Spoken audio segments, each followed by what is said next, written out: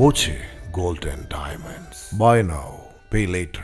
തദ്ദേശ ഭരണ സമിതികൾ ചുമതലയേറ്റതിനു ശേഷമുള്ള ആദ്യ പട്ടാമ്പി താലൂക്ക് വികസന സമിതി യോഗം ജനപ്രതിനിധികളുടെ സാന്നിധ്യം കൊണ്ട് ശ്രദ്ധേയമായി. പ്രധാനമായും കുടിവെള്ള പ്രശ്നം, റോഡ് തകർച്ച, SIR എന്നിവ ചർച്ചയായി.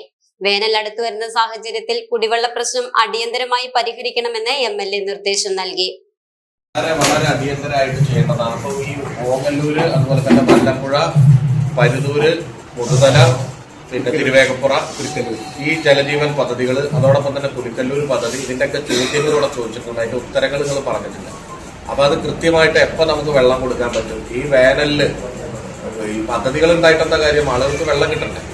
അപ്പൊ അതിനുള്ള നടപടി എന്താ സ്വീകരിക്കുന്നു എന്നുള്ളത് വളരെ അടിയന്തരമായിട്ട് പറയണം. ഇപ്പൊ തന്നെ പറയണം. ഇത് വെള്ളമായിട്ട് ബന്ധപ്പെട്ടാണ്.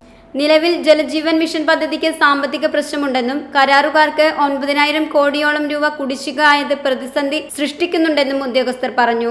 മെയിനായിട്ട് കോൺട്രാക്ടേഴ്സ് ഫിനാൻഷ്യൽ 9,000 കോടിയോളം രൂപയുടെ ബില്ല് കോൺട്രാക്ടേഴ്സിന് കുടിശ്ശികയായി നിലനിൽക്കുന്നുണ്ട്. എല്ലാ കോൺട്രാക്ടേഴ്സിനും ലാൻഡ് തന്നുകൊണ്ടിരിക്കുന്നുണ്ട്. എങ്കിലും സാറുടെയും എല്ലാ ഇടപെടലുള്ളതുകൊണ്ട് ഇപ്പോൾ വർക്ക് പുരോഗമിച്ചുകൊണ്ടിരിക്കുകയാണ്. നമുക്ക് ഈ ഓങ്ങല്ലൂർ വല്ലപ്പുഴ ഈ മാർച്ചിന് മുമ്പ് തന്നെ, അതായത് ഈ വേനൽക്കാലത്തിന് മുമ്പ് തന്നെ പരിഹരിക്കാൻ സാധിക്കും എന്നാണ് സാർ.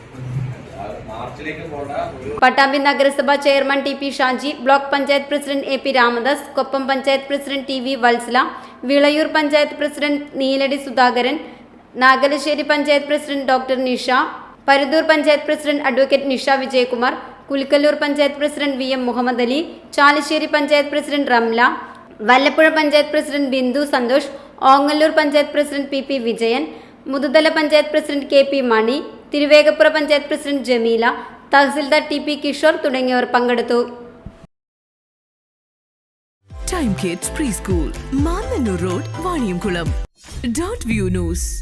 കാഴ്ചകളാണ് ലോകം, കണ്ടു തുടങ്ങുക.